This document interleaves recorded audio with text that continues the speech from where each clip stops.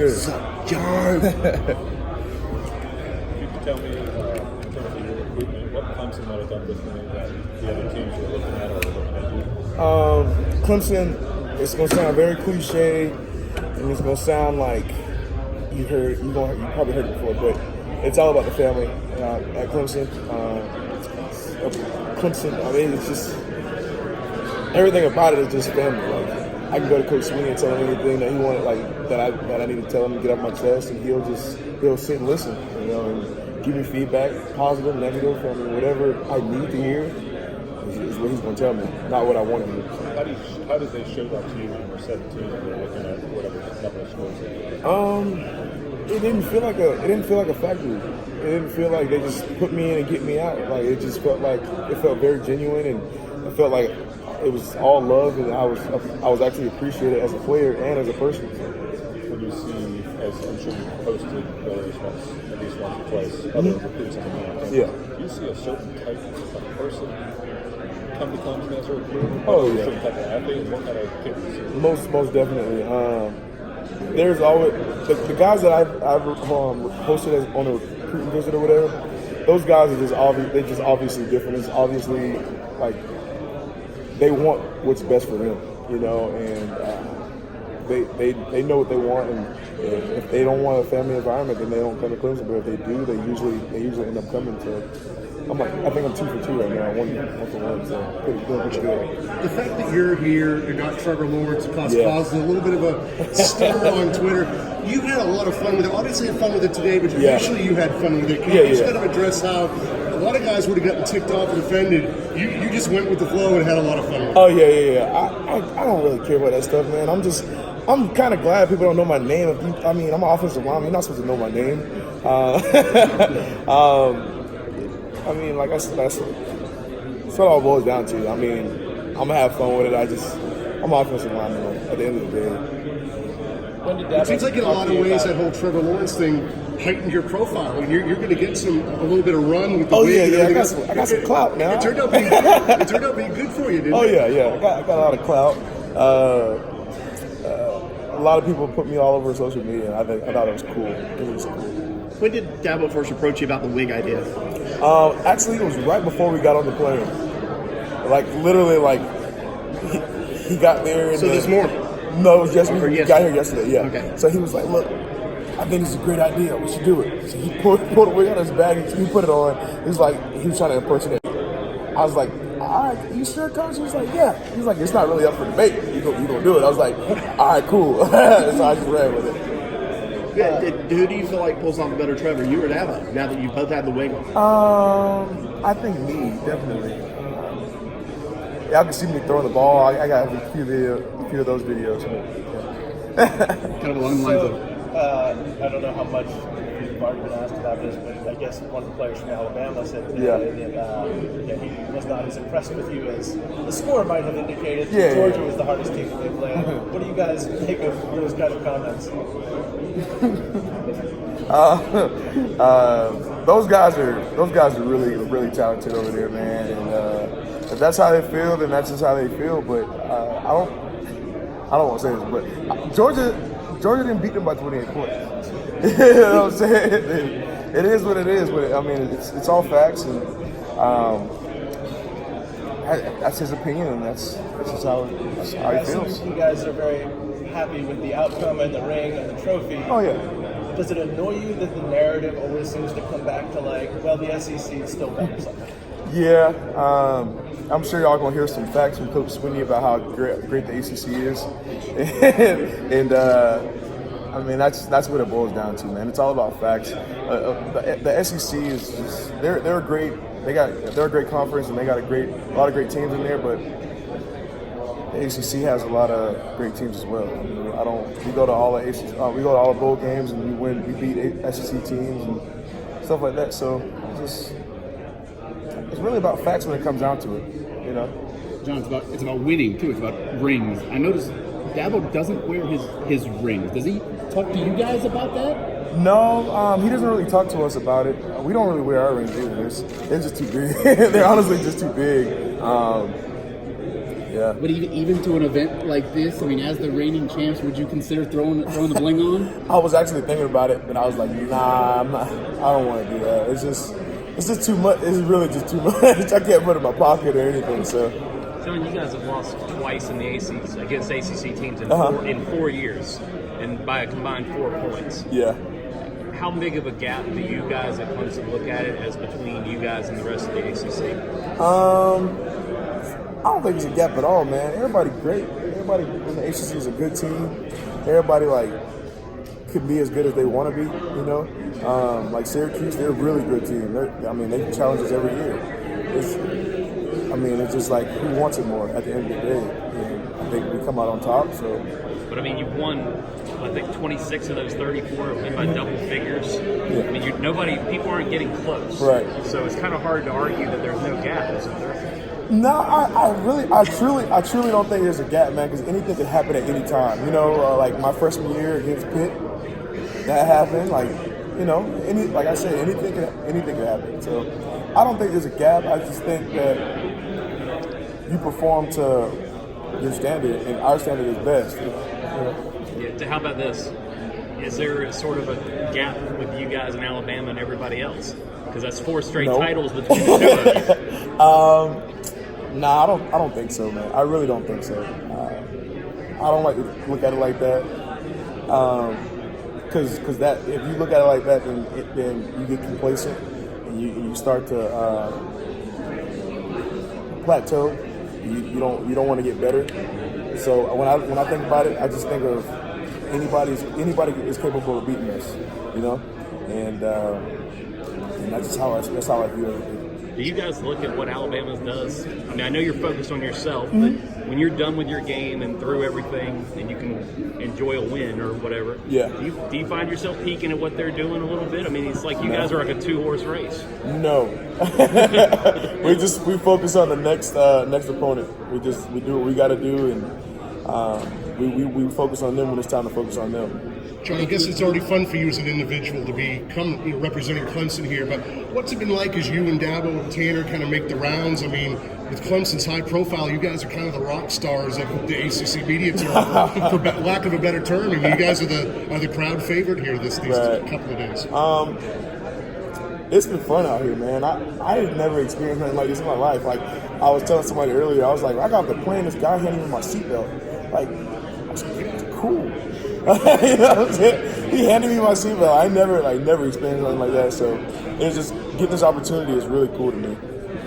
You look around the locker room or practice field and see we have the pieces to be just as good as you were last year. Have you seen enough of your teammate to know because you know what a national championship team is like? Do you have the ingredients for it again this year? Oh, absolutely. I feel like every year that I've been at Clemson, we've had the opportunity to be at national championship team. And just because that defensive line is gone, we got guys that are ready to play.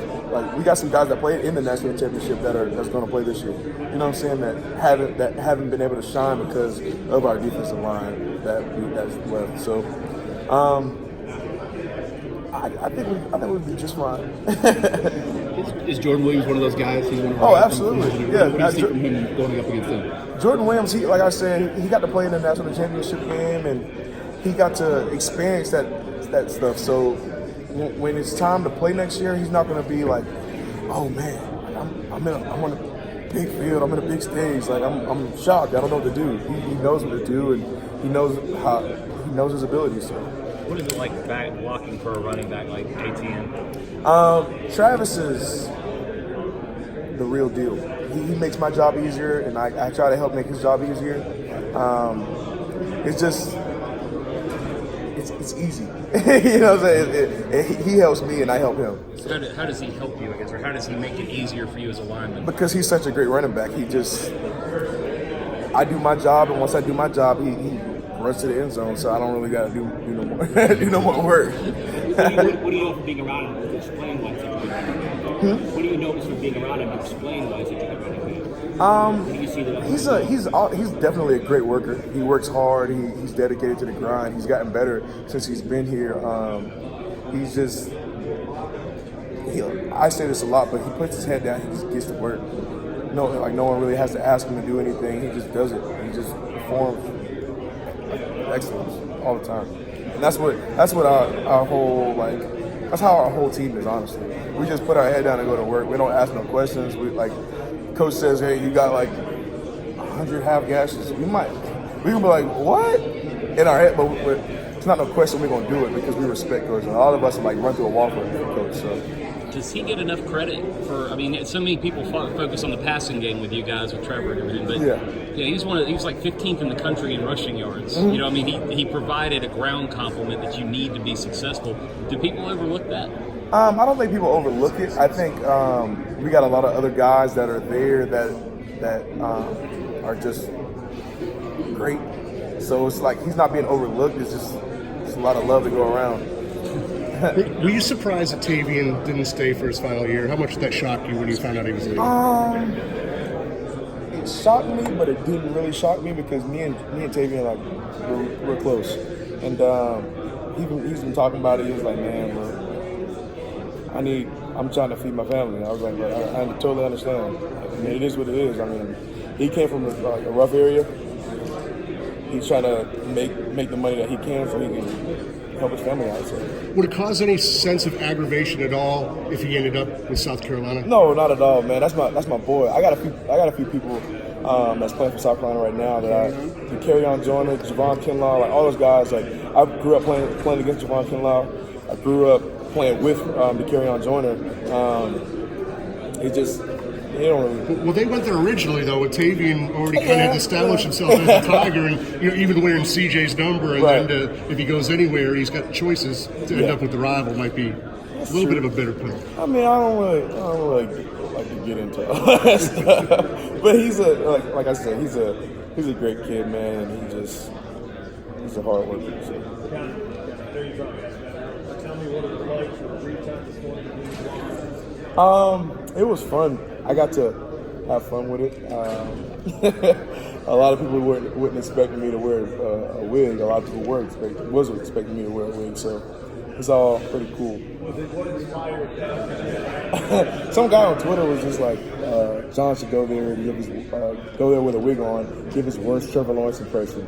And I was like, okay. So I took it and ran with it. Why not his best Trevor? I don't know. He said I didn't. I try to get my best Trevor Lawrence impression because I'm not a bad teammate. I'm a good teammate. Got to represent for him and Clemson at the same time. Do you target any different from year to year? And again, you were around 2 years ago. No, it's all the same. No one likes us. that's just how it is. No one really likes us. It's just how it is. Do you have a verbal Trevor Lawrence impression that you do without the wig, just an impersonation? He don't really do much. It's weird. it's so weird now that you mentioned that. He don't really say or do much. He just be like, "Come on, guys! You gotta stop messing around." I'm like, "Oh, all right, bro."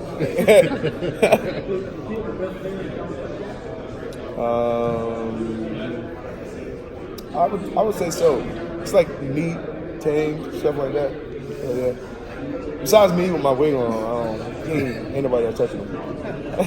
John, Coach Caldwell said yesterday that Gage DeMarco might be the strongest guy on the team. Yeah. Your assessment of that accurate? Oh yeah, absolutely. He's out of this world. He literally did 505 on bench press yesterday, it was nothing. He just so easy. I don't understand it, but it's just. I don't know. How much of you're a state champion wrestler, Gage is too. How much of that background has Clemson sort of navigated to, and how much does it help you? Well, being a wrestler, it helps me a whole lot. It helps with my body position, and it helps with a whole lot of my footwork and all that stuff. I'd say that I use it a lot on the field, even with shorter defensive linemen. It allows me to get under their pads and stuff like that. So I would suggest if anybody who's trying to be an offensive lineman, they should definitely wrestle.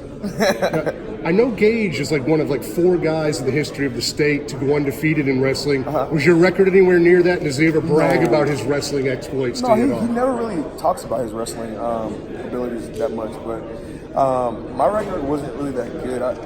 I just picked up wrestling. Like I was just like, I'm gonna just try it. My freshman year, my coach told me, he was like, "Hey, you need to get in there and try to wrestle." I was like, "All right, I'm not gonna wrestle. Wrestles." But he made me do it, so I was like, "All right." So I went in there and I was like, "Okay, this sucks. I don't like it." And then I got my first match. I lost. I got punished actually, and he was like, my coach was like, "Look, if you stay here, get better, you won't have to worry about that number." In my competitive nature, I just hate losing.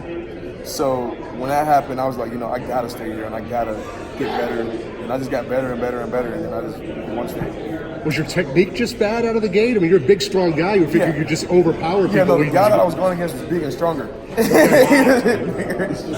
But my freshman year, I was only like 230 pounds, like just fat.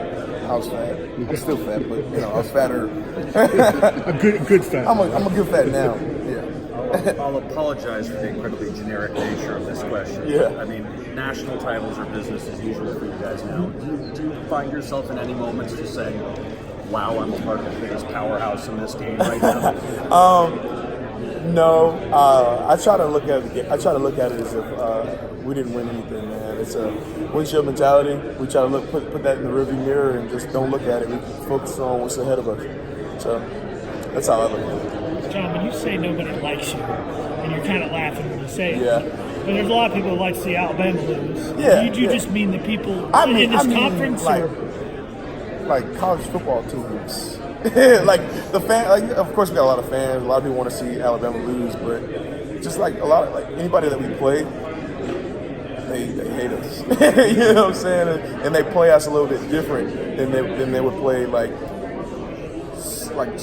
Charleston Southern or something like that. So if like UNC was playing Charleston Southern, they would definitely play them a little different than they would play us. They're gonna give us their best every time they play us, and that's just how it is. And that's what we like. We kind of brought that on ourselves, and that's great. We like that. Coach Scott said that he was telling some of his friends before the game that he thought at best y'all would win by 10. Yeah. Realistically, what did you guys think was going to happen? Going into Alabama. I don't know. I really don't know what I had in my mind before that game. I was just chilling. I was like, this is another game. I'm going here, do what I do, do my best, and my personal thing is if everyone does their best, we're gonna come out on top because we're just so much more talented than everybody else. So that's just how I look at it. What do you make of the fact that it's 6 months later now and you've got things still coming up with your reading and watch?